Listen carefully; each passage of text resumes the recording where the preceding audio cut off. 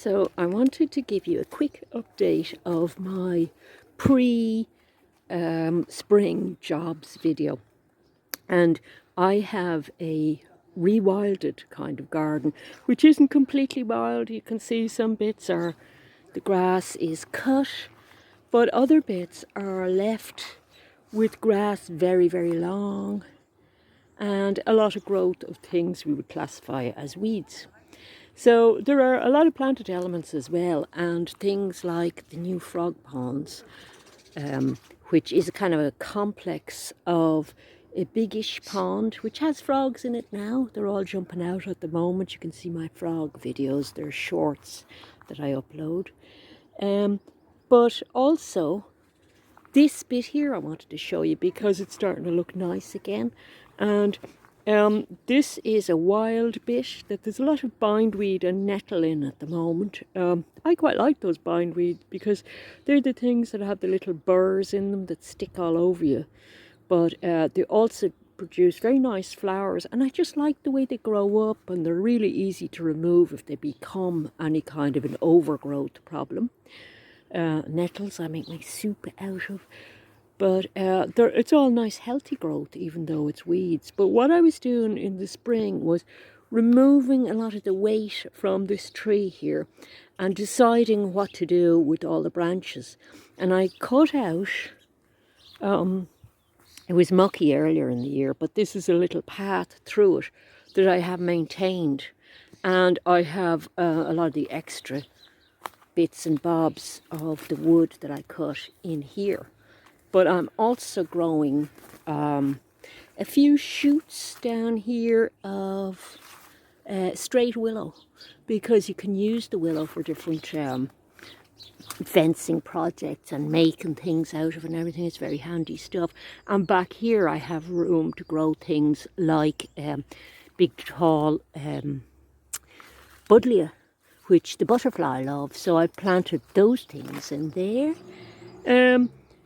And then I have my little path up to the bird feeder, so it doesn't look as bare and mucky as it did in the spring. And the paths up to the tree there are very pretty. I'll just back up a bit so you can see them properly. It's hard to get the angle on them. That's how they look. Two little paths through it. So although it's rewilded, it's not completely wild looking. It looks very organised because of the fact I've kept this area and various areas between wild bits trimmed down, you see. So that's how I manage my rewilding without freaking neighbours out and having people saying she doesn't look after her garden and everything. It's very managed, you know. So I'll show you what I have planted because I want some floral displays as well. So in here, protected by old bits of gorse, because pussycats like crawling around and using any of these are old vegetable beds I had. They use any new dug thing as a toilet. In here I have hidden little pots that I've planted with beautiful marigolds and red poppies. And there's a type of poppy I love, but I can't get them at the moment. They're a very large ornamental poppy. But I have a bit of colour going to happen in there. So it won't be just green mass. There'll be little bits of colour in, and it's planted. And over here, this buddleia tree will have beautiful big conical purple cones of vanilla smelling flowers that the bees absolutely love. And as you can see, I've let things like bog grass grow because it's beautiful. Although everybody says, oh, it's a curse and it's a weed, it's really beautiful. And I've let things like dandelions grow as well because they're very important to the bees at the moment. It's only May and there aren't that many things in flower yet. This is a bit of the apple tree that you saw me cutting in the last video, and I just stuck it in the ground because I quite often stick posts upright in the ground to just discourage cats and to use later for props for things, but it's growing. So I've planted a few of those. And over here we've got some more wild action with buttercuppy type things that are beautiful. And this is like the beautiful grassy field area, and it's a wetland really for these guys. These guys being the frogs. And they're all out today. They like mornings and evenings. You might be able to see a few there. There's one crawling out over the edge. They're hard to spot until you see them moving. That's just a bucket pond that I put in sort of late spring. I moved the pond to here, and that's coming in very handy now because I'm using all the lovely bio material from that the frogs and just the little biosphere of it, if you like, has created for starting a shrimp aquarium inside, which I'm working on at the moment. So I'll show you my seeded plants. The birds are enjoying their breakfast over there. We go around to the side and have a look at the seeds I planted. So here's my little seed table, and I've been planting in waves, and there's the marigold starting to come up now in other places. They're all coming up at different rates because planted at different times. And they'll look not unlike this. These are little seed packets of them that I handed out because I had so many marigolds from last year that I thought I'd give some away. And lupin, and I'm going to grow some courgettes, they are, and squash if I can, but I don't know if I'll get squash. And I'm growing things from seed as well, lavender, and I have some broccoli as well. I haven't had many snails this year because the weather has been great, so I'm able to get seedlings up without things eating them. But I do take them in at night because we get a lot of slugs here. But as you can see, I've got absolutely millions of marigolds, and that's great.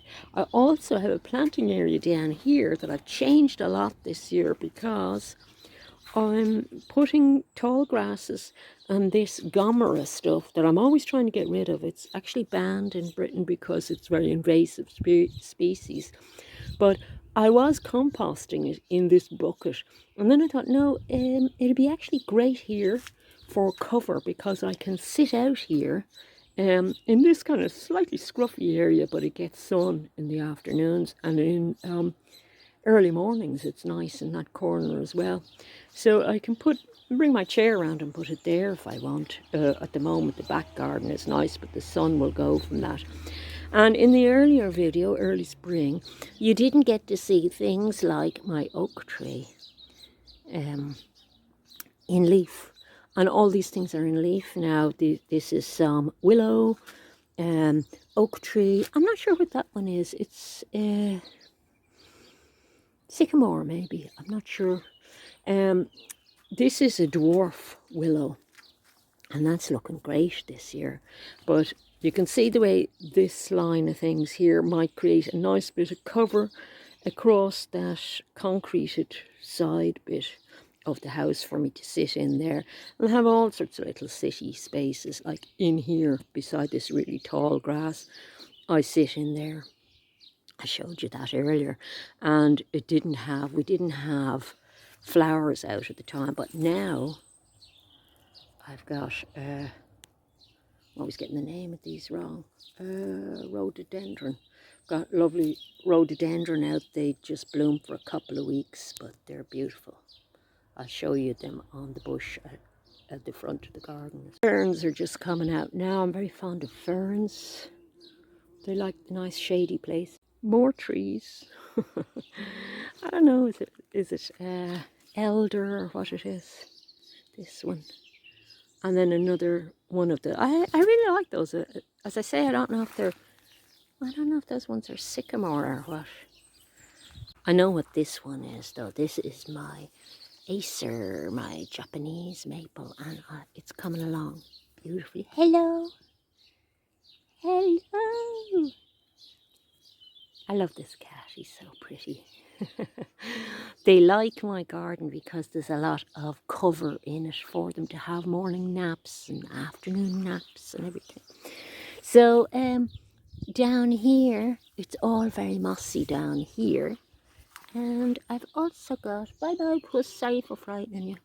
I've also got, there's a dog bowl under that because it cracked, but I have a mini pond out here as well, and all kinds of spiders and moth larvae and things like that use it.